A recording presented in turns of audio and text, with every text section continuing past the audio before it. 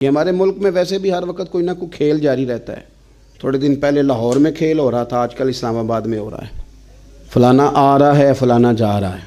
جو آئے تھے انہوں نے بھی آتے یہی کہا تھا کہ جناب پچھلا حال بڑا برا تھا، لہذا ہمیں موقع دو تاکہ ہم ٹھیک کر دیں. اب اگر اس کو آپ بھیجتے ہیں ایک اور آتا ہے تو وہ آتے ہی کہے گا چونکہ یہ نااہل تھے تو ہمیں بھی 3 سال دو.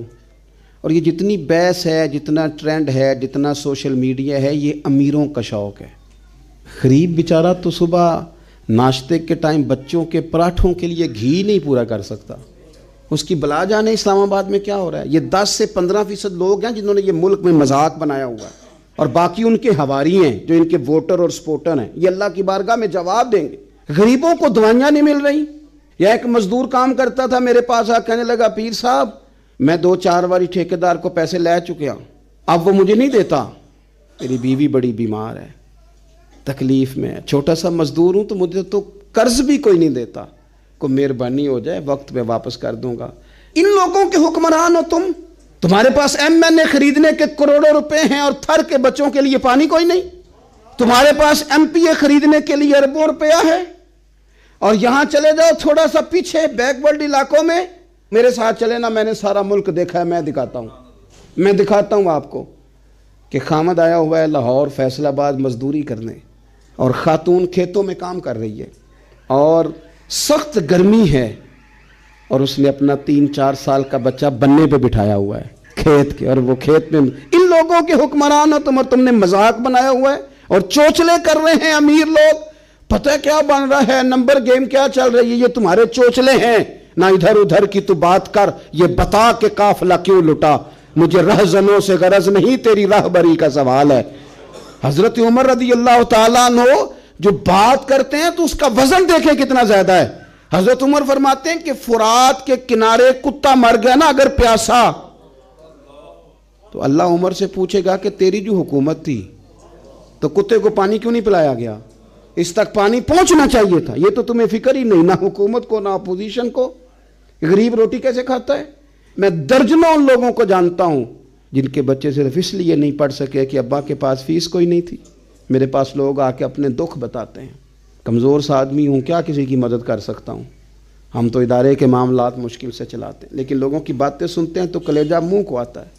پیر صاحب بچی دی شادی کر کے قرضہ چوک بیٹھا تے ہاتھ بھی جوڑنا کہ دے دیاں گا، لیکن ذہنی مریض ہو گیا ہوں، پیسے کوئی نہیں، کوئی مسیحا بھی نہیں، کیا کروں. کچھ لوگ تو ہیں نا جن کی عادت ہے سوال کرنا، لیکن وضعدار لوگ بھی بیچارے مشکل میں آ گئے. غربا غربت کی سطح سے نیچے آ گئے.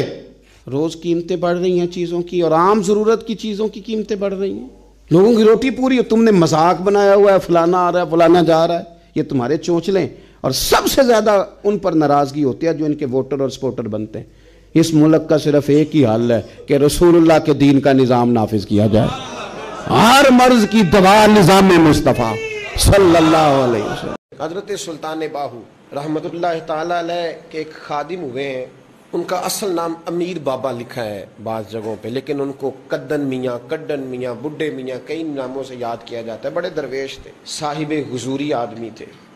اکثر لوگ دم درود کرانے آتے تھے ان کے پاس. بزرگوں کے پاس لوگ آتے ہیں، اللہ کے بندے دعا کرتے ہیں تو اللہ خیر فرما دیتا ہے. آج کل کا زمانہ نہیں، اب تو دکانداری ہے نا، ٹوکن چلتے ہیں.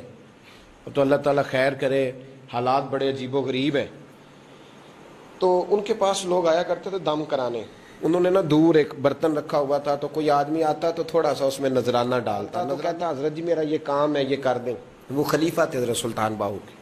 وہ گردن جھکاتے ہیں، تھوڑی دیر کے بعد سر اٹھاتے ہیں، کہتے تیرا کام ہو جائے گا. صحیح مسلم کی حدیث ہے، نبی پاک نے فرمایا رب اشغاز اکبر لو اقسم علی اللہ لا ابرا. اللہ کے کچھ بندے ایسے ہیں جو اللہ کو قسم بھی دے تو اللہ ان کی قسم پوری کر دیتا ہے.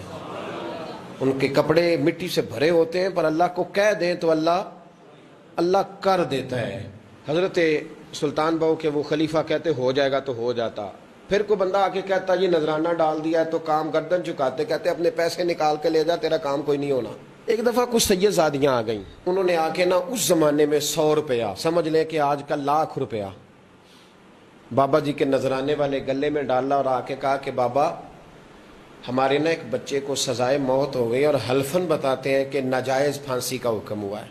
تو تو تیری رب رسول کی بارگاہ تک رسائی ہے، مہربانی کر، سیدوں کا بچہ ہے، مہربانی کر۔ بابا جی نے گردن جھکائی اور کہا اپنا 100 روپیہ نکال کے لے جاؤ، مشکل ہے بچہ بچے تو میں کچھ نہیں کر سکتا۔ سیدزادیاں تھی، روتی ہوئی لوٹ گئیں، بچے کی نانی زندہ تھی، ان کو جا کے بتایا تو وہ رونے لگ گئیں، کہنے لگیں تمہیں بات نہیں کرنی آئی، اللہ کے بندے بڑے نرم دل ہوتے، تمہیں منانا نہیں آیا، ورنہ یہ ہو سکتا تھا۔ میں جاتی ہوں۔ وہ آئی، 100 روپیہ ڈالا اور بابا جی امیر صاحب کے پاس بیٹھ کے کہنے لگی بابا بات یہ ہے کہ ہم سید ہیں، ہے سارا ہمارے گھرانے کا، پر چلو آج تک رسائی تیری ہے، آج کل تیرے تعلقات مضبوط ہیں تو مہربانی کر، کوئی غلط بات نہیں، بچے کو پھانسی غلط ہو رہی، مہربانی کر۔ بابا کہنے لگا اماں میرے بس میں نہیں، میں بھی تو اللہ کا کمزور بندہ ہوں نا،